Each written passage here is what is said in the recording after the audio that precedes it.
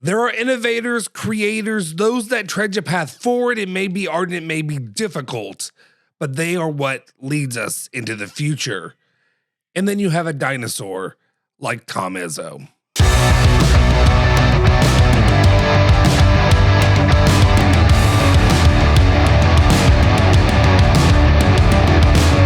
What's cooking? Welcome back into another edition of Now We Can Talk Like Fans on ESPN Louisville Plus. My name is Justin Sofro, and as always, I got your daily fill, your fixture, whatever you need, the palette, the plate of cards, cats, bourbon, and bluegrass. Oh, again, day number 3 coming back to the U of L well and talking about the cards and a little bit of drama that has been stirred up around the college basketball landscape. And all the dinosaurs are angry. They're upset. They're done. You can't change the game. You can't do this. You can't come up with this. Just because you found a loophole, Pat Kelsey, means that we have to be upset. And it's an embarrassment. It's a mistake. Without any further ado, let's get into it. Let's go ahead and watch this video of a grown man filling his diaper. I'm going to get myself in trouble, but I listen to people talk of how kids changed. Kids aren't the problem. We're the problem. This was sprung on us again yesterday, where a guy can be in the G League for 2 or 3 years, and then all of a sudden he's eligible. Most of my people knew nothing about it. I don't think our commissioner.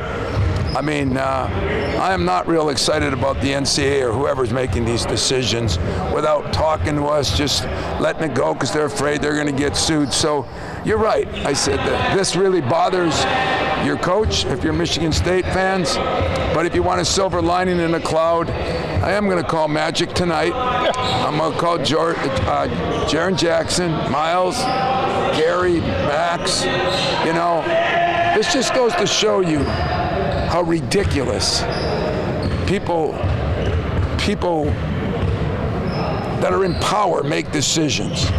I mean, you know, and I'm going to get killed because someone's going to say, well, if they go pro, it doesn't work out, shouldn't they be able to come back? Well, what about the freshman you recruited there? That's somebody's son. And he thinks he's got himself a good place, and all of a sudden, shazam, they pull out of their hat and bring a 21 or 22-year-old in. To me, it's ridiculous. To me, it's embarrassing. And I love my job. I don't respect my profession. And I don't respect who's ever doing that. Whoever made those decisions, because they're afraid that a lawyer's going to sue them, sooner or later, you got to fight the fight.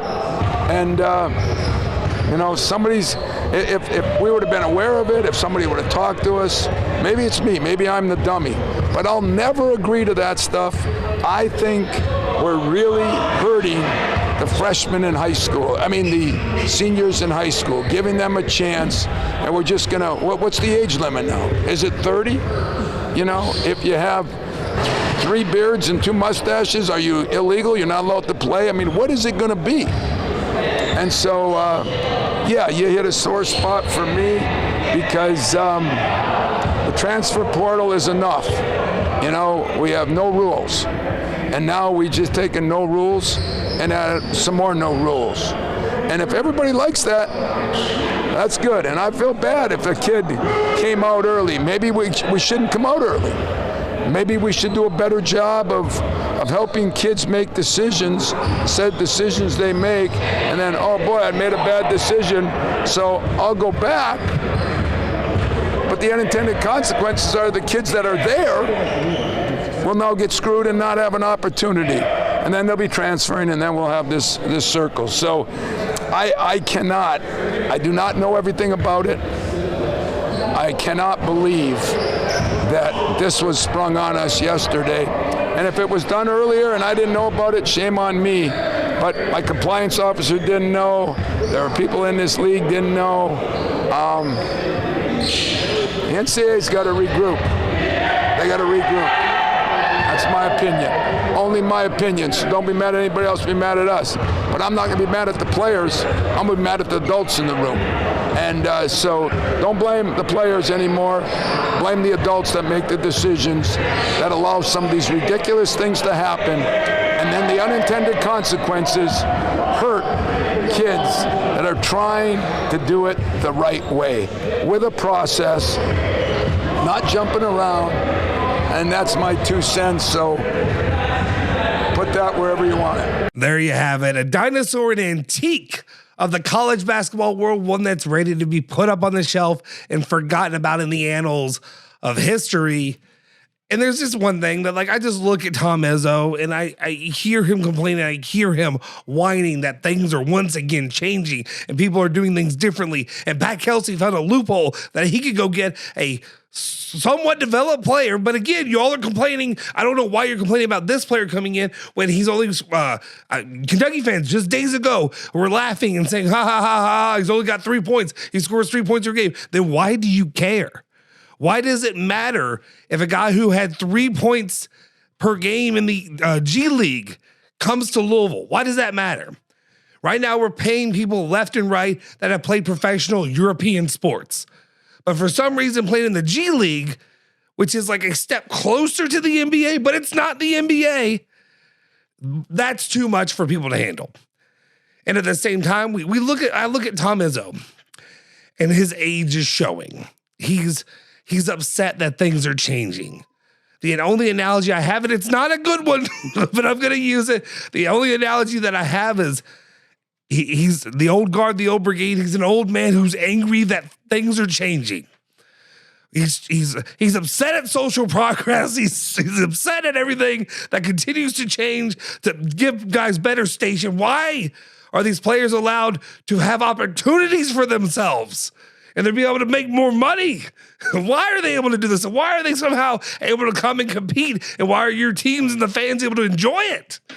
Why can't we just have children, young kids, 18-year-olds who play and do it for free and just do it and sweat? And I can yell at them and scream at them. You know what he reminds me of? It's your grandfather, your old, decrepit grandfather who, why you respect, and there are good times, and he's done great things for your family, maybe, or for his family, Michigan State. He's done okay things, but then all of a sudden you're out to dinner, and you're out in the public, and you're with other people, and he just throws out a slur. That's what he did. He just threw out a slur about college kids, about a kid who's 21 years old, younger than I was when I graduated college, coming back to play the game. And he's upset about it. And they're upset that really what they're upset about is, oh, this one coach did a thing that I could have done that, guess what? Another team did it a month ago. Listen to me. Listen. It's not Pat Kelsey that you're mad at. It's not just Pat Kelsey. It's oh my goodness, it's people that can read the rules. You're upset that people can read. Like, I get it. A guy found a loophole and made a move for a player. Would you have gone after that player? Is that what it is? Or are you upset that you missed out on your opportunity? Scott Drew had to agree with this. And then another one. A man who had won back-to-back titles and then kind of got embarrassed last season. but of course, his name is always out there, and he is a guy that I respect, honestly, as a coach. Danny Hurley is an insane person. He's an insane human being. He's what I think of as the modern-day Rick Pitino. But he also disagrees. He thinks it's embarrassing. They both are putting their stamp on with Tom Izzo, saying it's ridiculous and it's embarrassing that Louisville signed a G League player who had played with multiple years of experience. Now, what I would like to understand is I would like one of them to explain to me what exactly is embarrassing about it. Is it the fact that he was close to the NBA? Was it that he forgoed his opportunity to go to college initially? Or are we going back in time? Because right now I know Tom Izzo's going after a guy in Europe. I know multiple teams are going after guys in Europe that have played professionally. How is that different than what is happening with the G League? The G League Ignite is exactly what spurned NIL. That's the reason that we have NIL at the level that we do today, because we lost out on a bunch of good potential college players for a year where they said, oh, we could go take a $500K and make money and then try to get to the NBA. These guys are still around. These are guys that would have been playing. This is in 2022 when he signed up for that team. unfortunately, and went defunct in that time. I just don't get it. I don't understand. What is it? What's the problem? If this is a player, they're not bringing LeBron James back, or they're not bringing, can we bring MJ? Can we bring Jordan? Can we give him a bottle of cognac or whatever he needs on the sideline? Can we get him playing for us too? I'm just saying, these are players that people act like they don't, that it's a petty player that Pat Kelsey's going to go get. But now all the coaches are upset because new floodgates could be opening. The game could be changing once again, and they're not ready for it. They only want to go after what they know and what they feel like is safe and that they feel like they have a good hold on. And yes, Louisville just lost a player to UConn. The potential of signing a high school recruit. So maybe that's what it is. I don't know. Additionally, one of the things that we may want to talk about right now, and it's kind of pointed out by our one Mike Rutherford of Car Chronicle, he had tweeted out that, well, Abdullah Ahmed of the G League, the center, who is an Egyptian 6'10 center, number 6 pick in the 2023 G League International Draft, G League draft, not NBA draft, G League draft, currently has offers from multiple colleges: Louisville, UCLA, BYU, Houston, and Mississippi State. To which Mike Rutherford slyly said, "When will Kelvin Sampson stop disrespecting the sanctity of college basketball?" Which I think is a great point. If there's one guy who has been respected, who had a time of redemption following the issues with the NCAA in the past, he has been at the forefront of great college basketball in the last few years, and he sees this as an opportunity as well. And he also understands that it falls perfectly in the rules. There's no issue with doing it. Are y'all going to come and crush Kelvin Sampson just as well? Are we mad at Kelvin Sampson too? Are we mad at Mick Cronin? Are we mad at whoever's at BYU? I forget his name. Are we mad at Chris Jans at Mississippi State? Are we getting the pitchforks ready for Chris Jans? Additionally, I did have one tweet that I found while I was preparing this video and trying to get it together. Jay Billis tweeted out responding to a guy who said, "I don't think he's wrong on this one," talking about Tom Izzo, in which Jay Billis responds, "What's the concern? Is it his age?" And he's talking about London Johnson. He's 21 years old. Last year, there were multiple 25-year-olds in college basketball.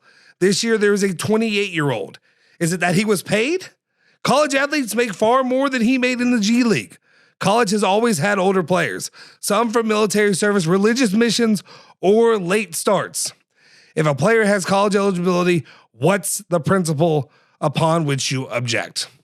I really would just give me one good reason why this is abhorrent to the game of college basketball. Give me one. Somebody give me a reason outside of, and I understand, Strebel, love you. Monday through Friday, 3 to 6 p.m., ESPN 680, 1057 on the ESPN Louisville app as well. He's making his mission to take down Pat Kelsey. I was about to say Kenny Payne. We already did that. To take down Pat Kelsey. That's fine. You can try to create it. It's not organic, but you can try to create this hatred. Pat Kelsey is not the villain here. Pat Kelsey's doing what's good for another kid. A kid who wants to play basketball, who, yes, he made some money, but he is the same as many of these other guys that are coming and playing college basketball from overseas. I just need one good reason, one person to explain to me why this is ruining the game. And I'm sorry, it's not going to be Tom Izzo talking about these poor children who aren't going to have the opportunities because poor Danny came in 17 and a half. He's almost 18 and he's going to have an opportunity to play college ball. But then this poor evil London Johnson came in and London Johnson was a monster. I don't know. I think it's stupid because it's the same thing that we've been doing year after year after year is recruiting guys, bringing them in, and then over recruiting or over portaling them and bringing in guys who are older who are going to play right on top of them. So it's no different than what we've been doing anyway. And it's the same thing that can happen to these high school kids for Jani Broom, whoever else can come in and play over them. Sorry you recruited. Sorry you're a 4-star and you thought it was your opportunity. Sorry, he's a star. That's what happens. It's time for Tom Izzo to go, move on, and just let Pat Kelsey and the new guys do their thing. Let me know your thoughts and opinions in the comment section down below. Do you agree with me? Disagree? You can follow me at Justin Sofer on Twitter. And then, of course, consider joining the member squad at the bottom. Lots of fun emojis and different stuff we'll be doing with that. And it's a way that you can support the channel and support us to continue to create this content down the line. It'll show us the numbers there that you all actually like it. So I appreciate it. Hit the like button, smash the subscribe button. I'll see you guys next time. Cards, Cats, Bourbon, Bluegrass. See you.